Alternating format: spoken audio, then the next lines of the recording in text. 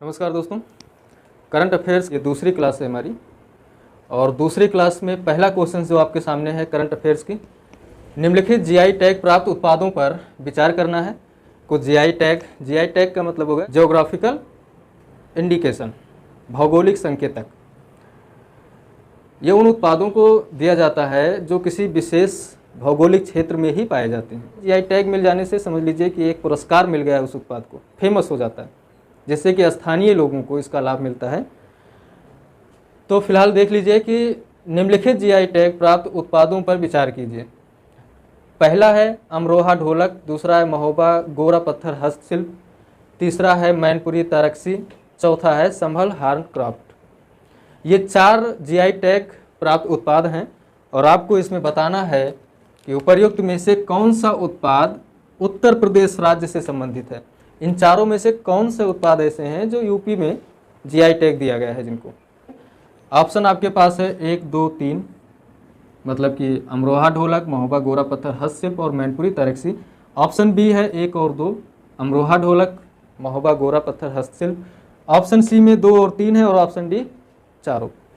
उत्तर प्रदेश राज्य में 7 उत्पाद ऐसे रहे हैं जिनको हाल ही में जीआई टैग दिया गया है और उन 7 उत्पादों में से 4 ये हैं। ध्यान रखिएगा, उपर्युक्त सभी यानी ये 4 के चारों उत्पाद जो हैं उत्तर प्रदेश राज्य से संबंधित हैं। इनके अलावा 3 कौन से हैं भाई? हो सकता है कि आपके प्रश्नों में इनमें से 4 में से चारों ना आए और जो अभी 3 मैंने बताया नहीं है वही आ जाए, उनको भी आप देख लीजिए। इन 4 के अलावा जो है, जो 5वां उत्पाद है जीआई टैग प्राप्त किया है उत्तर प्रदेश में, बागपत होम फर्निशिंग। ठीक है। छठा उत्पाद है बाराबंकी हथकरघा उत्पाद। और जो 7वां उत्पाद है जीआई टैग प्राप्त किया है, कालपी हैंडमेड पेपर। ठीक है। तो 4 उत्पाद तो आपके क्वेश्चंस में हैं, ये 4 और 3 ये हैं। कुल मिलाकर के 7 जीआई टैग्स प्राप्त उत्पाद उत्तर प्रदेश में हाल ही में मिले हैं उत्तर प्रदेश को। अगला प्रश्न है आपके सामने कि लैंगिक अंतराल रिपोर्ट 2023 में, लैंगिक अंतराल रिपोर्ट 2023 में भारत की रैंकिंग कौन सी है? 142 रैंक पे है भारत, 126 पे है या 127 या फिर 128 रैंक है भारत की। तो ध्यान रहे कि भारत की जो रैंकिंग है वो 127 है। किसमें? लैंगिक अंतराल रिपोर्ट 2023 में। कितने देश इसमें शामिल थे? अगर भारत 127 पे है तो फिर कितने देश इसमें शामिल थे? जो 127 है, 146 देशों में 127वीं रैंक है भारत की। 46 देशों में, 146 देशों में भारत की रैंकिंग 127 है। अब अगर लैंगिक अंतराल रिपोर्ट के बारे में थोड़ी सी जानकारी और ले लीजिए, क्या पता है ये पूछ ले कि कौन सी संस्था ये रिपोर्ट जारी करती है। आरओ पीसीएस में तो सीधा सीधा रिपोर्ट्स पूछ लेता है, कौन जारी करता है। इस रिपोर्ट को विश्व आर्थिक मंच द्वारा जारी किया जाता है। विश्व आर्थिक मंच, इसी को WEF भी बोलते हैं, वर्ल्ड इकोनॉमिक फोरम। 2006 से ये रिपोर्ट कंटिन्यू जारी की जा रही है, ये भी ध्यान रखिएगा। कब से? 2006 से जारी की जा रही है। 2023 में शीर्ष पे पहला, दूसरा और तीसरा स्थान किस देश का था? आइसलैंड, नॉर्वे और फिनलैंड। ये पहले, दूसरे और तीसरे स्थान पर हैं। तीसरे स्थान पर हैं। भारत 127वीं रैंक है भारत की, पहली रैंक आइसलैंड की है। अच्छा, 2022 वाली जो रिपोर्ट थी, कभी कभी एक साल पीछे जाके रिपोर्ट पूछ लेता है एग्जामिनर कि 2022 में भारत की रैंकिंग क्या थी। तो ध्यान रखिएगा कि 2022 में 135वें स्थान पर था भारत। किस पे? 135वें स्थान पे, और इस बार 127वें पर है।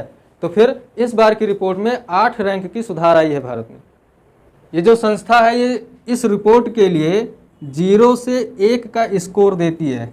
कभी कभी एग्जाम में पूछ लेता है कि 0 का क्या अर्थ होगा और 1 का क्या अर्थ है कि उसकी रैंकिंग कैसी है, मतलब कितना सुधार हुआ है, कितना बेहतर है। तो 0 का मतलब होता है, इसमें 0 जो है ये प्रदर्शित करता है पूर्ण असमानता को। पूर्ण असमानता, और ये जो 1 है ये प्रदर्शित करता है पूर्ण समानता। क्या करता है? पूर्ण समानता। ठीक है। अगर हम अपने पड़ोसियों को देख लें कि पड़ोसियों में कौन किस रैंक पे है, होता है ना कि आर के एग्जाम में या पीसीएस स्टेट परीक्षा में ना कभी कोई पूछ लेता है कि भारत के पड़ोसी पाकिस्तान की क्या हालत है किसी रिपोर्ट में, तो पाकिस्तान की हालत है 142वीं रैंक है। पड़ोसी है तो इतना तो ख्याल रखना ही पड़ेगा, 142वें स्थान पे पाकिस्तान है। बांग्लादेश 59वें स्थान पर है। ठीक है, 59वें स्थान पर है। चीन जो कि कंपटीटर है हमारा, प्रमुख रूप से पड़ोस में है, उसकी जो रैंकिंग है 107 है। अगर नेपाल की बात की जाए तो 116, और भूटान तो 103वीं रैंक है भूटान की। तो कभी आपसे पड़ोसियों के बारे में पूछा जा सकता है, और हमारे पड़ोस में सिर्फ और सिर्फ पाकिस्तान से हम बेहतर हैं इस रिपोर्ट में, बाकी हमारे सारे पड़ोसी हमसे बेहतर स्थिति में हैं। WEF संस्था है, और कौन सी रिपोर्ट जारी करती है? ये तो हो गई एक रिपोर्ट, लैंगिक अंतराल रिपोर्ट। इसके अलावा भी ये कई सारी रिपोर्ट्स जारी करती है। उनमें से 2-3 रिपोर्ट्स आप और जानते रहिए जो कि अक्सर कई बार प्रश्न बन चुके हैं और जो रिपीट होते रहते हैं, जैसे वैश्विक प्रतिस्पर्धा रिपोर्ट,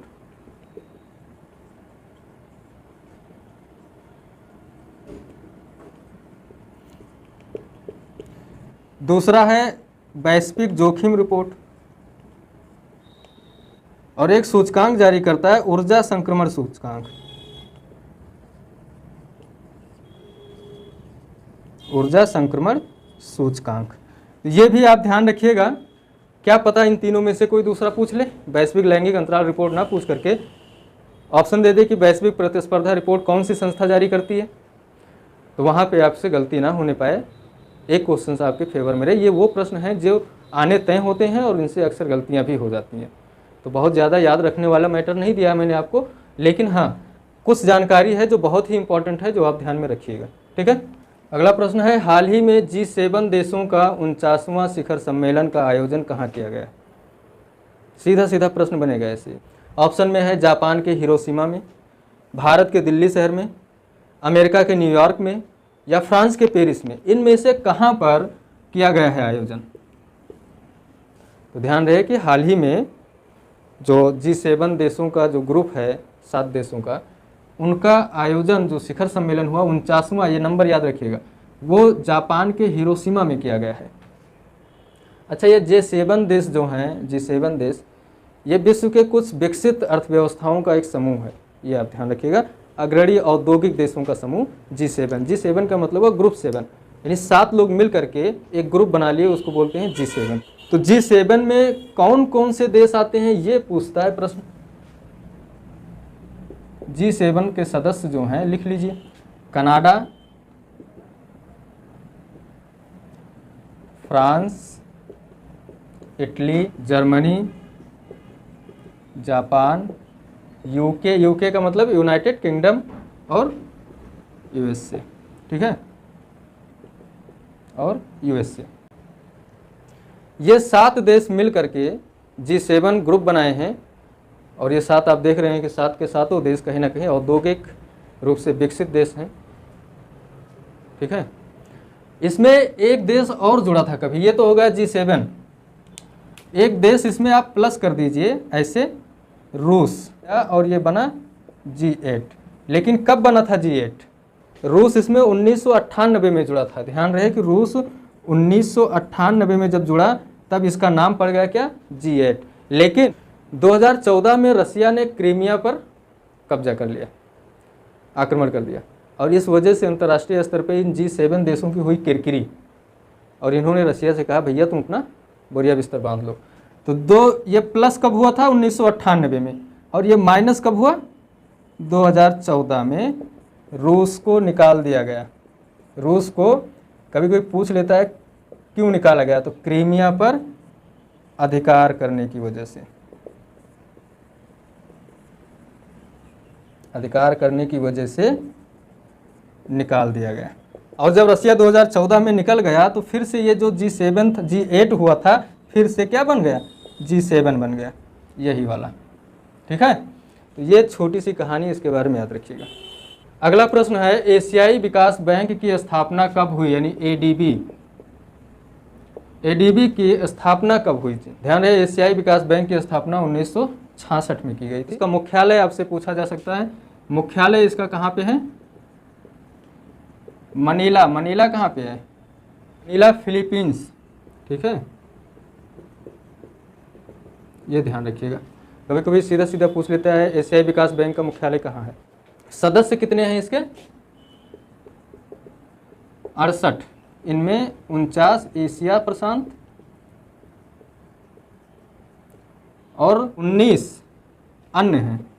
अन्य का मतलब विश्व के अन्य हिस्सों से भी है। एशिया प्रशांत क्षेत्र का होगा प्रशांत महासागर से लगे हुए जो एशिया के जितने देश हैं। भारत की क्या स्थिति है, भारत इस बैंक का संस्थापक सदस्य है। ठीक है, ये चीज़ आप ध्यान रखिए। कभी कोई पूछ लेता है क्या भारत एडीबी बैंक का हिस्सा है या नहीं है। तो फिलहाल आज की इस करंट की क्लास में हम इतने ही कर पाएंगे। धीरे धीरे हम इसमें प्रश्नों की संख्या बढ़ाते जाएंगे और कम से कम कोशिश करेंगे कि आपको 10 से 15 प्रश्नों तक ले जाएं डेली। ठीक है, थैंक यू।